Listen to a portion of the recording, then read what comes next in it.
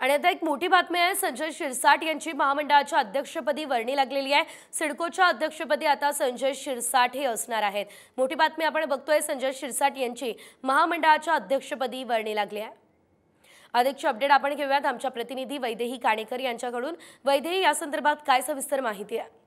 नक्कीच आपण बघतोय की शिवसेनेचे वरिष्ठ नेते आणि प्रवक्ते संजय शिरसाट यांना खरं तर एक मोठी वर्णी यांची पदावर लागलेली बघायला मिळत आहे। सिडको महामंडळाच्या अध्यक्षपदावर संजय शिरसाट यांची नियुक्ती झालेली बघायला मिळत आहे। अगदी निवडणुकांना 2 महिने आहेत आणि 2 महिने आधीच महामंडळाचं हे वाटप झालेलं बघायला मिळतं। त्यामुळे नक्कीच या संदर्भात विरोधक काय म्हणतील आणि कशा पद्धतीने आता पुढे कामकाज होईल हे पाहणं देखील तितकंच महत्त्वाचं आहे।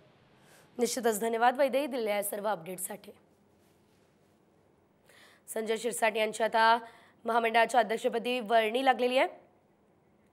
या संदर्भात आपल्यासोबत बातचीत करण्यासाठी स्वतः संजय शिरसाट हे जोडले गेलेले आहेत। सर्वात आधी सर, तुमचं खरं तर अभिनंदन। सिडकोच्या अध्यक्षपदी आपली वर्णी लागलेली आहे, काय आपली पहिली प्रतिक्रिया? शिंदे साहेबांनी एक मोठी जबाबदारी माझ्यावर टाकलेली आहे। निश्चित मी ते पार पाडण्याचा प्रयत्न करेन। एक कार्यकर्त्याला कसं सांभाळायचं हे शिंदे साहेबांकडून आम्ही शिकतोय। आणि मला अनेकांची इच्छा होती की मंत्रिपद मिळेल, माझी इच्छा होती, परंतु त्यांच्या जरी काही अडचणी असल्या तरी त्यांनी मला एक मोठी जबाबदारी देऊन संजय तू हे काम करायचंय हे जो विश्वास दाखवला त्याबद्दल मी त्यांचा मनापासून आभारी आहे। निश्चितच ही जसं की तुम्ही सांगितलं मोठी जबाबदारी आहे, तुम्हाला नेमकं आव्हान काय वाटतंय?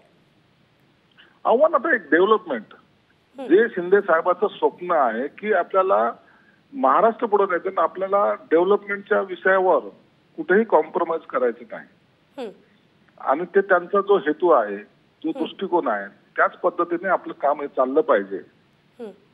टीका लोक करत राहतील, आपण आपलं काम करायचं आणि तोच एक संदेश घेऊन मी पुढे सिडकोचं काम करणार आहे। सिडको मध्ये काम करायला फार मोठा वाव आहे अगदीच, आणि म्हणून निश्चितच एवढी मोठी जबाबदारी मी पेलण्याचा प्रयत्न करेन। निश्चितच सर, तुम्हाला शुभेच्छा आणि धन्यवाद, तुम्ही आमच्यासोबत बातचीत केली त्यासाठी।